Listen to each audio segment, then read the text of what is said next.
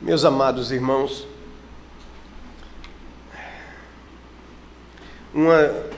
vocês trazem no boletim de hoje, a pastoral, sobre a reforma protestante calvinista. Nós, no domingo passado, demos uma classe única.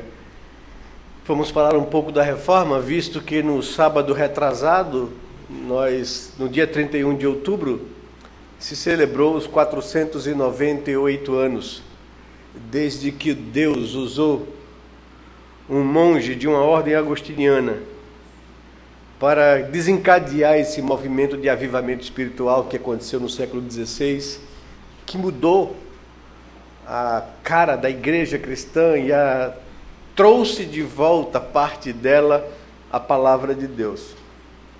Mas nós não nos delongamos muito no domingo passado, e eu queria então trazer para a igreja uma informação de que a reforma protestante não foi só um movimento homogêneo, único, mas houve várias ondas de reforma. Começou ali com Lutero na Alemanha, mas ela se desencadeou para outras partes da Europa, tendo suas próprias características, e aqui nós, como igreja presbiteriana, nós somos frutos desse segundo movimento de reforma protestante, que traz aí no boletim alguma informação para vocês. Havia uma máxima daquele movimento do século XVI, principalmente na reforma protestante calvinista, que é esse segundo movimento da reforma, ou essa segunda onda que aconteceu na Suíça e nos países nórdicos. Eles diziam que, usando um termo em latim, ecclesia reformata sed semper reformanda, que uma igreja reformada precisava seguir sempre se reformando, porque eles entendiam que a igreja, por ser feita de pessoas pecadoras, a igreja visível, a instituição religiosa, ela precisava sempre estar se reavaliando para ver se ela continuava caminhando na Escritura, que era a sua forma, a sua única regra de fé e prática. E a história mostrava que se a igreja relaxasse nessa observação e análise, ela tinha uma tendência sempre de se deformar, ou de se desviar, ou se desvirtuar da palavra de Deus. Isso não é diferente para nós como crentes, para nós enquanto indivíduos. Nós precisamos sempre estar avaliando o nosso coração, porque o nosso coração é pecaminoso e perverso, diz a Escritura. Então, precisamos sempre avaliar. E eu fico tentando aplicar esses princípios à minha vida no que tange a questões bem pessoais. Por exemplo, todos os domingos nós sabemos que é o dia que o Senhor separou para que a igreja o adorasse. E todos os domingos nós vimos a igreja para prestar um culto a Deus. Mas como é que nós nos dirigimos a esse lugar? Que sentimentos toma o nosso coração durante a semana para que esse dia aconteça? O domingo é um pouco do que Deus quer que a gente vislumbre no que será a glória eterna. Todos nós esperamos, ou deveríamos esperar, com ansiosidade o dia de Cristo, o dia em que o Senhor voltará para buscar a sua igreja. Deveríamos viver a nossa vida nessa expectativa, porque quando perdemos isso de vista, nós nos envolvemos e nos amoldamos e criamos raízes nesse mundo. E a Bíblia diz que nós somos peregrinos e estrangeiros aqui nesse mundo, nessa terra, que aqui não é a nossa morada, que aqui não é a nossa pátria, que deveríamos almejar a nossa pátria, que virá quando o Senhor, naquele dia, manifestar a sua glória e buscar a sua igreja. Deveríamos viver então nessa expectativa. E o dia do Senhor, no que tange, não aquele dia que Ele vai voltar, mas no dia que Ele venceu a morte, que Ele ressuscitou, o primeiro dia da semana, quando Ele convida a igreja a entender o princípio do dia de descanso do Antigo Testamento, que apontava para esse dia, no dia que o Senhor tirou de sobre nós o peso do pecado e da morte e da condenação, e que nós nos reunimos no domingo com muita consciência de que é de fato o dia do Senhor, o dia que prevê o dia que Ele vai voltar. Então, quando nós deveríamos viver a nossa semana na expectativa do domingo, do dia do Senhor. Nós deveríamos preparar o nosso coração para esse momento aqui. E quando nós nos acordamos, ou quando passamos a semana, eu sei que o diabo, da mesma forma que arma ciladas e tentações na nossa caminhada enquanto o dia do Senhor não chega, ele também durante a semana arma situações, demandas, corre-corre, ciladas, desencontros, frustrações, para que a gente também não chegue nesse momento aqui, que prevê esse dia, com um espírito de adoração. Às vezes podemos nos dirigir para aqui mecanicamente, né? Porque hoje é domingo, e domingo a gente tem culto, e eu preciso então... E a gente vai sem nem refletir, e sem nem perceber, e sem nem preparar o coração para estar aqui diante de Deus, né? Às vezes chegamos atrasados por algum motivo, correndo por algum motivo, e estamos tão aperreados e concentrados em chegar, que às vezes a gente não vem com o espírito pronto, predisposto, preparado para estar diante de Deus. Eu estou colocando isso porque eu gostaria nessa manhã de trazer um texto para a nossa reflexão, que se encontra em Marcos, no capítulo 10, texto muito conhecido de vocês. Eu acho que todo mundo já leu esse texto, é familiarizado com ele, mas eu gostaria de chamar a sua atenção para a intenção do Espírito Santo em permitir que esse fato ocorrido na vida de Jesus e dos discípulos ficassem registrados nos evangelhos sinóticos de Mateus, Marcos e Lucas. Eu quero pegar o texto de Marcos no capítulo 10, verso 17 ao verso 22, é o texto conhecido, né, com o título de O Jovem Rico, né? Nós não sabemos se essa pessoa que procurou Jesus era de fato um jovem, porque não há definição disso de forma clara nos evangelhos. Um diz que certo homem, outro diz que aconteceu que alguém procurou Jesus, mas não fala que era um jovem. Uma interpretação de um dos textos sinóticos dá a entender isso, e isso de fato pegou como padrão. Mas o que o texto tem por intenção é questionar se no nosso coração nós andamos com esse pensamento de que devemos sempre parar para refletir sobre como tem sido a nossa vida diante de Deus. Porque aquele jovem tinha algumas coisas do quais comumente o ser humano deposita a sua esperança ou confiança no que tange a uma pergunta básica da vida. Não é? O que é que vai acontecer comigo após a minha morte? O que é que vai acontecer comigo na eternidade? E eu gostaria então de chamar a sua atenção para que você tenha esse espírito do princípio da reforma, que uma igreja reformada sempre deve estar se reformando, que um crente em Cristo Jesus deve sempre avaliar a sua vida para ver se ele está de fato andando de acordo com Deus e com a sua vontade e palavra.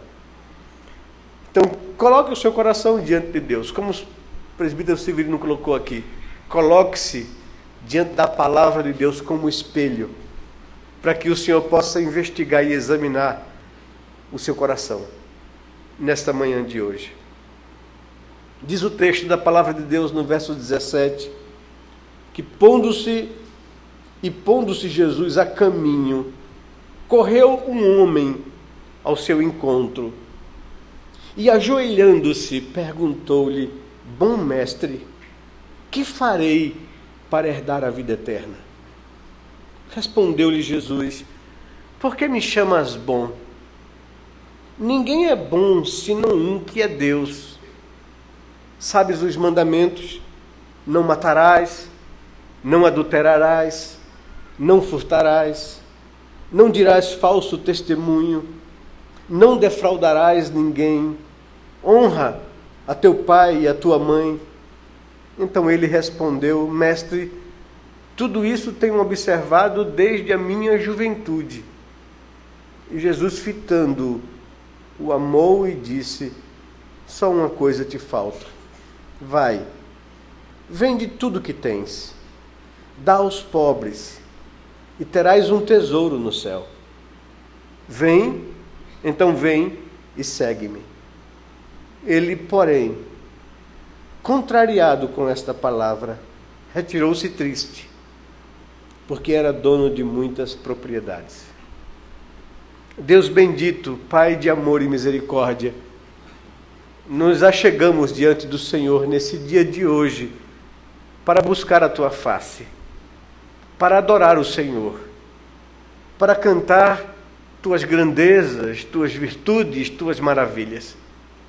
Queremos chegar diante do Senhor com tremor e temor, porque conhecemos quem Tu és e também sabemos quem somos, pecadores, indignos de estar diante de um Deus Santo. É por isso que nós vimos aqui quebrantados na Tua presença, Senhor, confiados somente, exclusivamente, no sacrifício do Teu Filho Jesus por nós, no sangue que foi vertido naquela cruz, que cremos, Senhor, como afirma a Tua palavra, é suficiente para nos perdoar e nos purificar de todos os nossos pecados. Pedimos em nome de Jesus que o Senhor nos fale ao coração pelo Teu Espírito, ilumine a nossa mente, faça se destacar diante dos nossos olhos a Tua palavra, Senhor, para que o Teu Espírito aplique essas verdades à nossa vida, examine o nosso coração, vê em nós, Senhor Deus, se há caminhos maus e nos corrija, nos conduza a arrependimento, nos leve pelos caminhos eternos, Senhor. Que haja no nosso coração sede pelo Senhor, sede pela Tua palavra, sede de vida contigo, Senhor. Nós queremos nos colocar diante do Senhor para que a Tua palavra nos ajude, nos confronte, nos exorte, nos ensine, nos instrua a viver de forma tal que o Senhor possa ter prazer na nossa vida. Tu conheces cada pessoa aqui presente nesta manhã e sabes o que cada um de nós precisamos receber do Senhor. Fale ao nosso coração, Senhor. É o que nós te pedimos em nome e pelo amor de Jesus, o nosso amado Redentor. Amém, Pai querido. Amém, Senhor Deus. No fundo, todo ser humano tem essa preocupação, esse dilema, esse questionamento, essa coisa que angustia a alma humana, a eternidade. Porque a Bíblia diz que Deus colocou no coração do homem a eternidade, quando o criou segundo a sua imagem e semelhança. Nós sabemos que o pecado estragou isso, que o pecado separou o homem de Deus, que o homem não goza mais da comunhão e da presença de Deus, porque ele morreu espiritualmente quando o pecado aconteceu. Aquela parte de nós que foi criada para experimentar a Deus, para gozar a Deus e para se relacionar com Deus, morreu. É isso que a Bíblia afirma quando diz que nós estamos mortos em delitos e pecados, nós os seres humanos. É assim que se encontra a condição de todo ser humano e ninguém escapa disso. Ninguém se livra da consequência da queda. E todo homem vive nesse mundo perdido sem Deus. Mas a eternidade está marcada na alma humana. E por mais que o mundo tente distrair o ser humano, por mais que o mundo tente oferecer coisas que venham levar o homem a não parar para pensar nessas coisas, no fundo, isso inquieta o coração de qualquer ser humano. Por mais que uma sociedade queira afastar Deus da vida humana, porque essa é a tentativa da humanidade, afastar Deus para se livrar do peso em sua consciência quanto à questão da eternidade. Mas isso está lá, inquietando e incomodando todo ser humano. Essas preocupações existem Porque a Bíblia afirma que Deus colocou a eternidade no coração do ser humano. Ele nos criou conforme a sua imagem. Esse episódio chamado popularmente de O Jovem Rico, assim que tem sido intitulado, ele nos traz lições preciosas que eu gostaria de destacar para nosso aprendizado e reflexão nesta manhã. Observe que o texto não está falando de uma pessoa distante de Deus, ou de uma pessoa despreocupada com a sua vida espiritual. Ele está falando de alguém familiarizado com as coisas de Deus.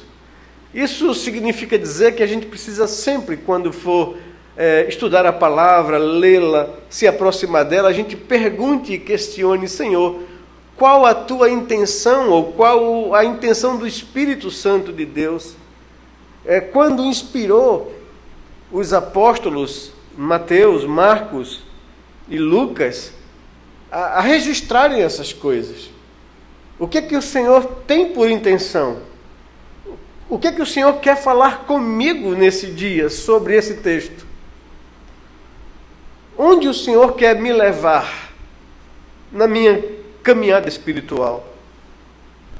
E nós vamos encontrar naquele jovem algumas coisas que o mundo tem colocado a sua confiança no que tange a essa inquietação. A pergunta, a problematização do texto é essa: que farei para herdar a vida eterna, para obter a vida eterna?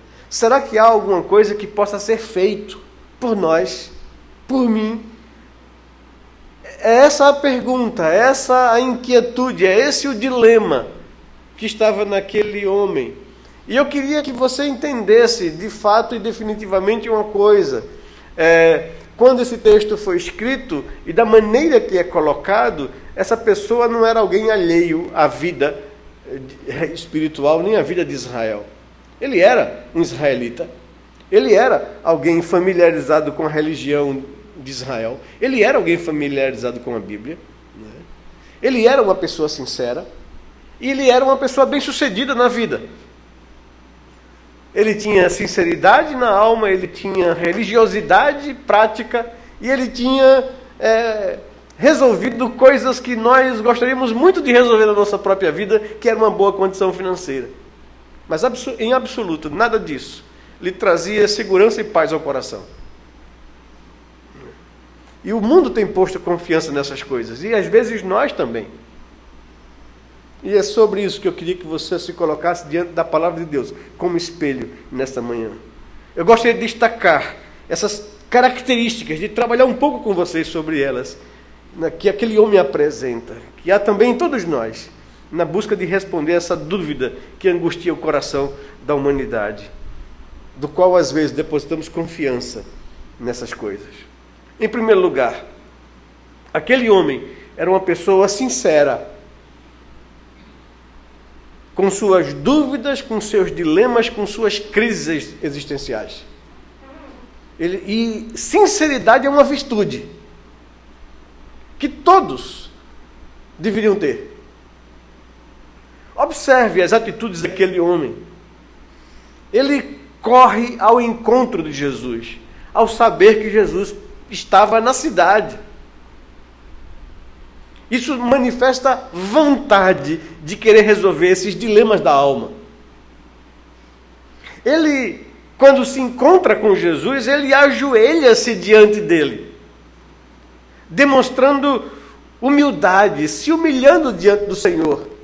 E um homem de Israel, uma pessoa familiarizada com a palavra de Deus, sabe que não pode, que não deve se ajoelhar diante de homem ou de qualquer criatura.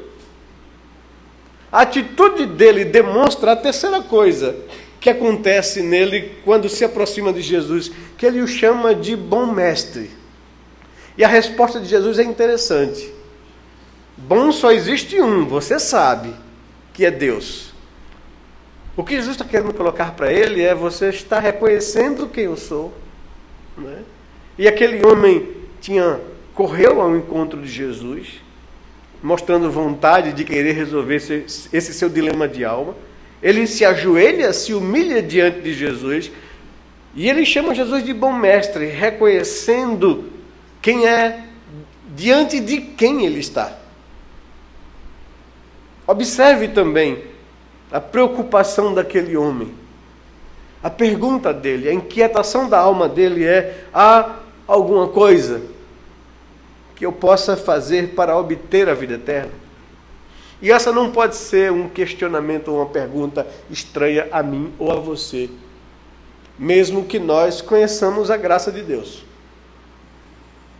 Me inquieta e me inquietou muito quando eu, ainda na minha formação, me deparei com a história de John Wesley, um grande instrumento usado por Deus no século XVIII na Inglaterra e na América. Um pastor, e que numa viagem da Inglaterra para os Estados Unidos, no navio, em meio a uma tempestade no mar, onde todo mundo caiu em desespero porque não havia mais esperança de salvar a embarcação, ele caiu quebrantado, chorando. E diz ele, em sua biografia, em seus escritos e em seus testemunhos, que foi ali que ele de fato nasceu de novo, que ele foi regenerado por Deus, que ele foi convertido pelo Espírito Santo. E olhe, se tratava de um pastor, de um homem que lidava com a palavra, que pregava a palavra. E ele diz: ali minha vida mudou, porque ali eu experimentei de fato algo de Deus que eu não tinha antes.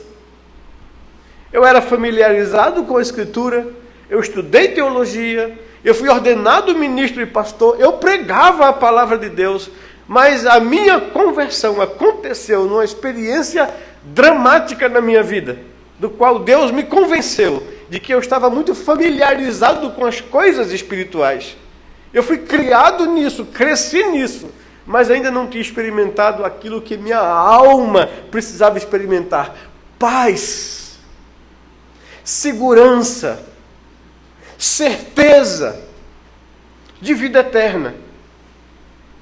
E aí, quando me deparo com esse texto, eu desconfio que Deus está querendo chamar a nossa atenção para sermos sinceros no nosso coração diante de Deus, quanto a esses dilemas existenciais, esses dilemas da alma, onde, de fato e verdade, eu passarei a eternidade. Isso não pode ter uma resposta tão somente conceitual, meu querido. Tem que ser algo experimentado, que me traga paz, que me traga segurança e que me traga certeza. Aquele jovem era alguém sincero. É alguém que não fugia desses questionamentos. Mas a sua sinceridade, isso aqui é que é o interessante, não lhe garantia certeza de vida eterna. Devemos ser sinceros, sim. Isso é uma virtude. Devemos ser honestos com os nossos dilemas mais profundos da alma, sim. Deus espera isso de mim e de você. Mas a honestidade por si só, a sinceridade por si só, não pode me dar segurança ou certeza de vida eterna. Tem pessoas que confiam nisso, dizendo: não, eu sou sincero. Como a sinceridade pudesse ser moeda de garantia de vida eterna. E o que Deus está tentando nos ensinar é que sinceridade é algo bom, que precisa ter na nossa vida, mas isso, por si só, não me garante salvação. Não me garante vida eterna. A sinceridade, por si só, não resolve o problema da alma do homem. A segunda característica que a gente observa no comportamento daquele homem que procurou Jesus com tanta sinceridade é que ele ouve de Jesus uma resposta. Aquele homem era uma pessoa religiosa. E isso se revela no diálogo, no desenvolvimento do diálogo com Jesus. Senhor, há algo que eu possa fazer para que eu tenha e obtenha a certeza de vida eterna? E Jesus diz e aponta para ele o caminho.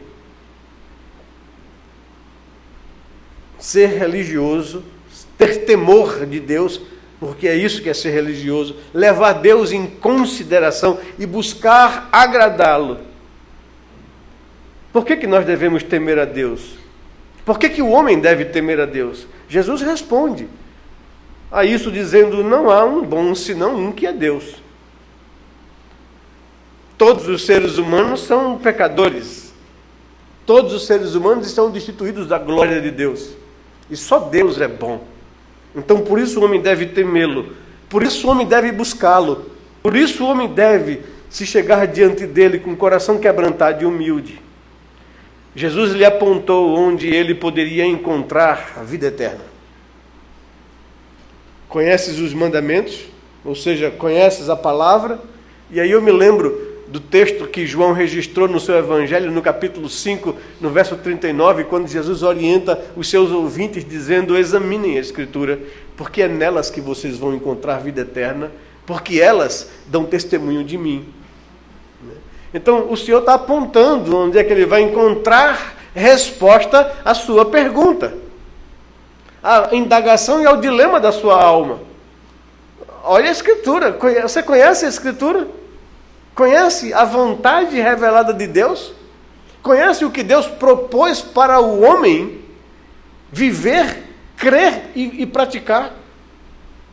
E ele pergunta em outro evangelho: quais mandamentos que eu devo conhecer? E o Senhor diz: a lei moral de Deus, que é a síntese, que é o resumo de toda a revelação. Ali está tudo o que você precisa entender. Reflita, pondere, procure compreensão, aplique à sua vida essas verdades e você vai entender, vai encontrar. Mas a palavra de Deus nos diz também que a lei de Deus se tornou enferma por causa da condição pecaminosa do homem. E a lei ou a observação dela não salva o homem, porque o homem é incapaz de cumpri-la. Então qual é a intenção dela? Diz o apóstolo Paulo que ela serve como aio para nos levar à graça. Que ela nos convence da nossa incapacidade de observá-la e obedecê-la. E aí a gente vai olhar para a misericórdia de Deus apresentada no Evangelho. Mas o caminho é a palavra. Não tem outro caminho. A sinceridade não é suficiente. Mas também o texto nos ensina que a prática religiosa também não traz ao homem garantias de vida eterna. Porque aquele jovem responde para o Senhor, ao saber do que ele estava falando, da lei moral: não matarás, não adulterarás, não furtarás, não dirás falso testemunho, não defraudarás ninguém, honra teu pai e tua mãe. Quando ele se depara com a lei, ele diz: Senhor, tudo isso eu tenho observado desde a minha juventude. O que ele está respondendo é que eu conheço, eu sou familiarizado com a revelação, com a palavra de Deus. Eu tenho procurado andar nela. E veja, o esforço humano em tentar se justificar pela lei não traz ao homem paz e certeza de salvação. Ao contrário, como nós vimos, o acusa, demonstra a sua inaptidão, inabilidade de cumpri-la. Porque a lei de Deus é perfeita e nós somos imperfeitos e pecadores.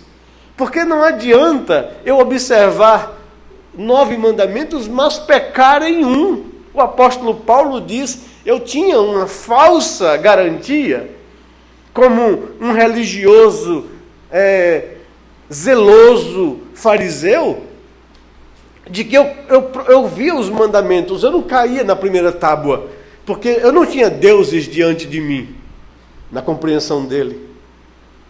Eu não tomava o nome de Deus em vão. Eu não me prostrava diante de um ídolo. Eu observava o dia de descanso. Então, eu era justo aos meus olhos. Como consequência, eu honrei os meus pais e a minha mãe. Eu honrei as autoridades que Deus colocou sobre minha vida. Eu não matei ninguém. Eu não cometi nenhum adultério. E Paulo dizia: isso me trazia uma falsa esperança, mas quando eu me deparei com o último dos mandamentos, isso desmanchou a minha falsa esperança. Porque o último mandamento não deixa nenhuma dúvida e complementa todos os demais, dizendo que não é só a questão da prática, mas se eu desejei alguma coisa, se eu cobicei alguma coisa, se eu permitir que essas coisas viessem ao meu coração, eu me torno culpado de todos os outros mandamentos e revela o que o meu coração é. Então, o esforço humano para tentar agradar a Deus através da obediência religiosa não é suficiente. Não garante paz ao coração de ninguém, porque aquele jovem era religioso. E Jesus não o questiona em relação a isso, não o desmente em relação a isso. Mas aí o Senhor chega onde ele queria chegar, com aquele homem. Aquele homem, além de ser sincero, além de ser um religioso, de procurar obedecer à lei para obter disso justificação, a sua sinceridade não trazia paz ao seu coração, o seu esforço religioso não lhe garantia a vida eterna. Continuava com o mesmo dilema de alma. Aquele homem era uma pessoa muito rica, muito bem sucedida, resolvida financeiramente, não vivia na pindaíba, não vivia se preocupando com as contas a pagar. Ele era alguém nessa área muito bem acomodado e confortado, ele tinha recursos. Mas veja que coisa interessante, aí habitava o seu problema. Ser rico é algo ruim? Claro que não. Quem não quer ter sucesso financeiro? Quem não quer ter segurança financeira, econômica? Quem não quer oferecer isso para os seus? Não é ruim isso, nem é pecado isso, em hipótese alguma. No entanto, os bens, a riqueza, a ambição por obter essas coisas pode se tornar um grande mal e um empecilho na vida de alguém. A Bíblia mesmo afirma, em 1 Timóteo capítulo 6, versículo 10, que o amor ou o apego ao dinheiro é raiz de todos os males. Na parábola do semeador, o Senhor Jesus, ao explicar a parábola aos discípulos que o procuram, ele fala sobre aquela terceira semente que caiu num solo espinhoso. E ele, explicando o que seria aquilo, aqueles matos, espinhos, sufocando a plantinha que nasceu, que brotou ali, e impedindo ela de se desenvolver e de crescer e de produzir frutos, ele diz que assim também é a vida de alguém que, uma vez impactado pela palavra, uma vez nascido, não é, de novo, mas com o coração dividido com as demandas dessa vida, com o objetivo de obter sucesso financeiro e o mergulho nessas coisas, impedem que a pessoa desenvolva espiritualmente e a sua vida fica infrutífera, a sua vida espiritual. E a sua vida de serviço a Deus e ao reino fica impedida de produzir frutos. E o Senhor Jesus nos falou certa vez, dizendo que pelos frutos nós conhecemos os discípulos. Nessa mesma tônica, o Senhor Jesus diz que um coração dividido entre Deus e as coisas desse mundo não faz com que a pessoa sirva a Deus livremente e é impedida de servir ao Senhor. Então, ser uma pessoa bem-sucedida financeiramente não é mal em si, mas pode se tornar um mal. Se o meu coração preferir, se o meu coração se apegar, se o meu coração priorizar as coisas materiais ou as coisas desse mundo em detrimento a Deus e as suas coisas. Deus nos dá sucesso muitas vezes. Deus nos dá recursos muitas vezes, mas não para nos tornar egoístas, materialistas, apegados a essas coisas e a esse mundo, mas para que nós possamos usar isso para a glória de Deus, para o avanço do seu reino. E quando o meu coração começa a se apoderar e se preocupar em demasia, se apegar a essas coisas, isso se torna um mal. E na experiência daquele jovem, isso é o que está em foco. Jesus olha para ele e diz: eu sei o que te falta. A sinceridade não te é suficiente. E nem pode ser. A prática religiosa e o esforço religioso não é suficiente. E nem o pode ser. O teu conforto financeiro não te é suficiente. Não pode comprar a salvação. Não pode te oferecer garantias de vida eterna. Que adianta o homem ganhar o mundo inteiro e perder a sua alma? Eu sei o que te falta. O texto diz que Jesus olha para ele e o ama. Eu sei o que te falta, eu sei qual é o teu problema, eu sei o que te impede de entregar plena e inteiramente a tua vida a Cristo e confiar tão somente em Deus. Eu sei o que se tornou um Deus na tua vida. É isso que ele está dizendo para aquele jovem. Há algo que tomou o lugar de Deus na tua vida. Vai, se livra disso, querido. Pega o resultado disso, dá aos pobres. Vá e se livre daquilo que te impede de ter Deus, e somente Deus, como a tua segurança e a tua confiança no que tange a vida eterna. Os bens, as riquezas daquele homem, era onde ele depositava a sua confiança. Aquilo o tomou, ou tomou o lugar de Deus na sua vida. Meu querido, não se iluda. O status, o sucesso financeiro, o dinheiro, não compra vida eterna, não compra paz ao coração. Às vezes, mais problemas, mais preocupações, mais demandas. Ele não te pode garantir paz e certeza de salvação.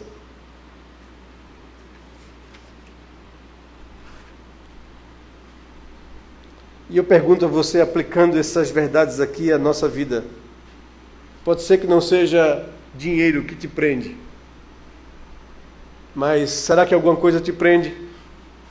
Será que alguma coisa impede você de gozar essa plena certeza?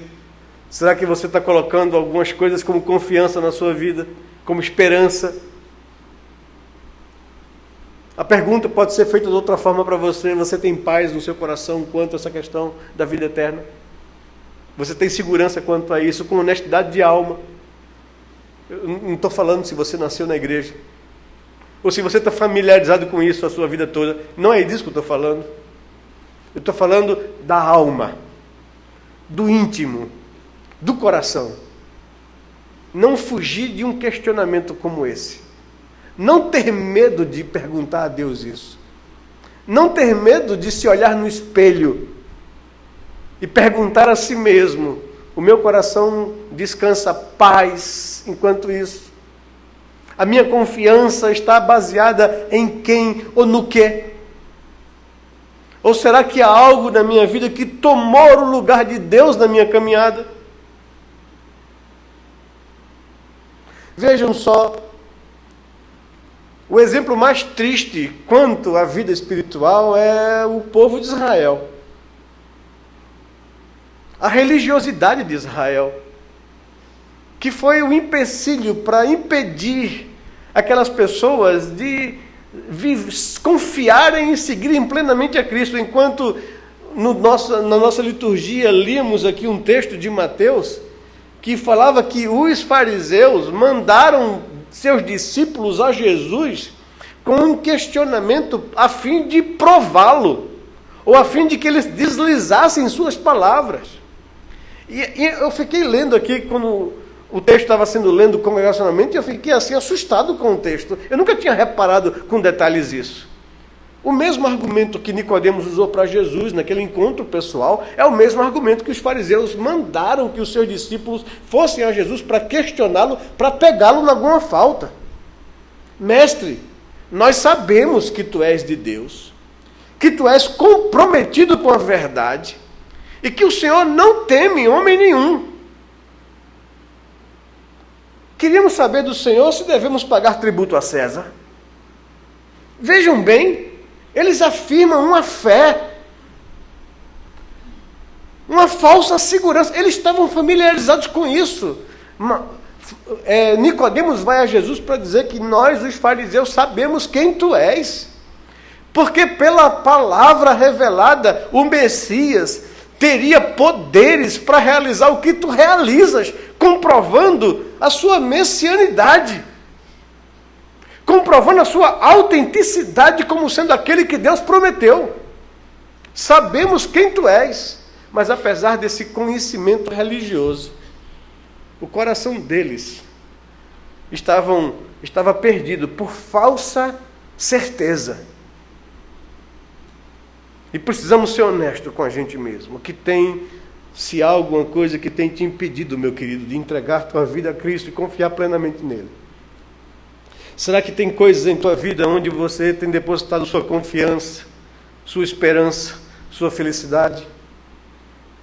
O que há em sua vida que tem tomado o lugar de Deus? Será que há alguma coisa? Deixe-me colocar de forma diferente. Pense um pouco, se há alguma coisa na tua vida que, se Deus lhe pedisse para que você se livrasse dessa coisa, você conseguiria ou teria dificuldade de fazê-lo? Esse é o ponto. Há textos na Bíblia que nos confundem e que nos inquietam. Por exemplo, quando um homem diz a Jesus: Senhor, eu te seguirei, mas deixa primeiro enterrar meus pais. E Jesus diz para ele: não, deixe os mortos enterrarem os seus próprios mortos. Quanto a ti, vem e segue-me. Pois aquele que amar mais a pai, mãe, a filho, mulher, mais do que a mim, não é digno de mim. Veja, o Senhor está indo para um extremo mesmo, porque essa é a intenção dele. Pai e mãe é algo precioso que ele mandou na sua palavra que nós deveríamos honrar. E ele está pegando exatamente o extremo daquilo que nós deveríamos amar, respeitar e valorizar, pai e mãe. Mas isso que é tão importante, que é tão honroso, que deveríamos de fato nos preocupar e nos apegar, não pode ser mais valoroso do que Deus. Não pode tomar o lugar de Deus na minha vida. Pais, amem os filhos. Invistam neles, se preocupem neles, protejam eles, cuidem deles, valorizem eles. Mas eles não são mais importantes, ou não deveria ser mais importante do que Deus na sua vida. Se essas coisas tão caras não podem tomar o lugar de Deus, imagine qualquer outra coisa.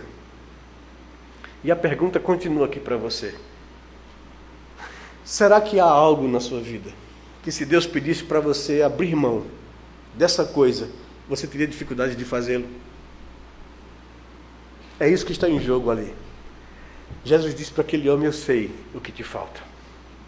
Eu sei o que te impede de entregar plenamente a tua vida a mim.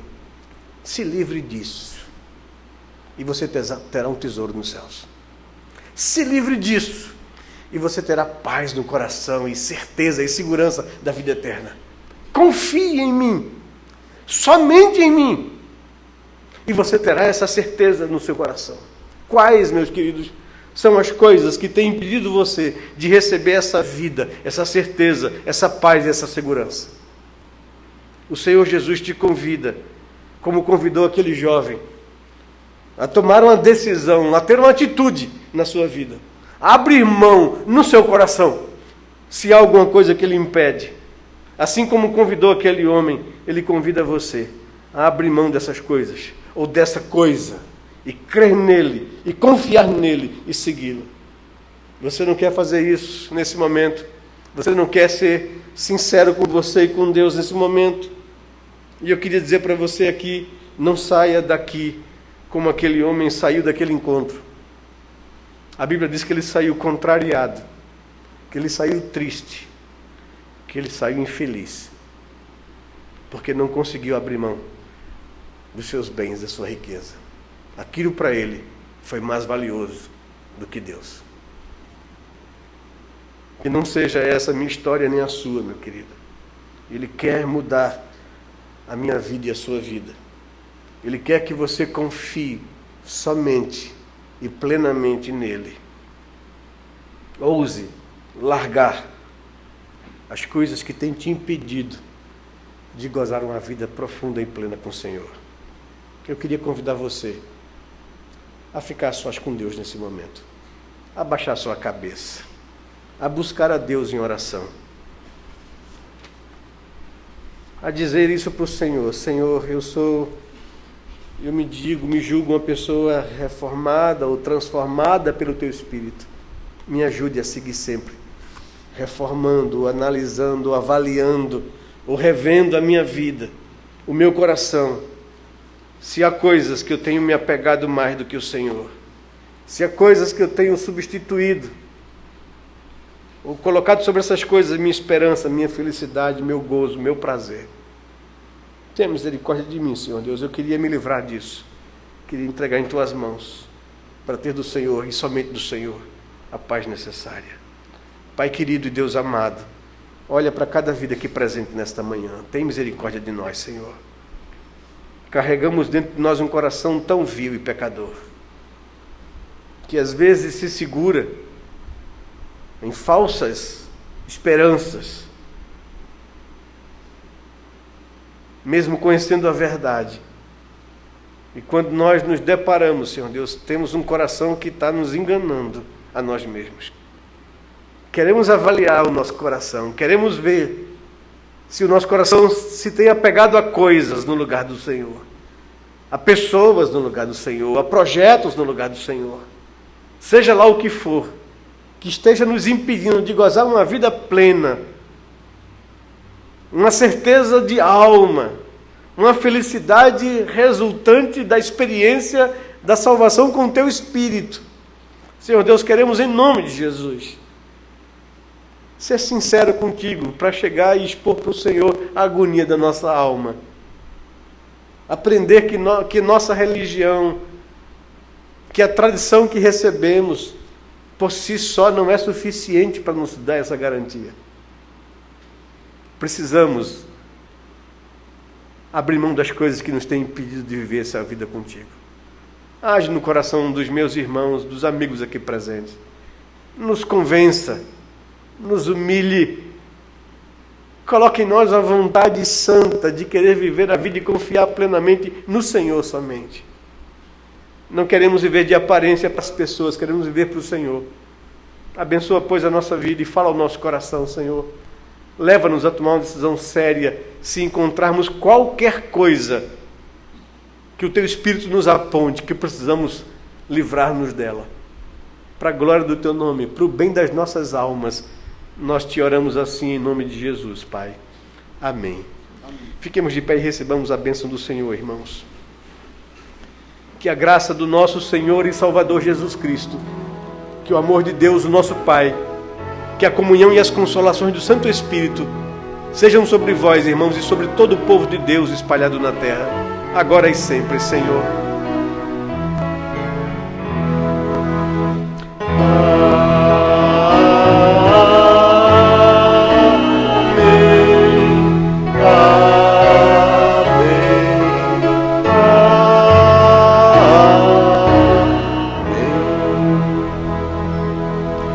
Queiram sentar, irmãos?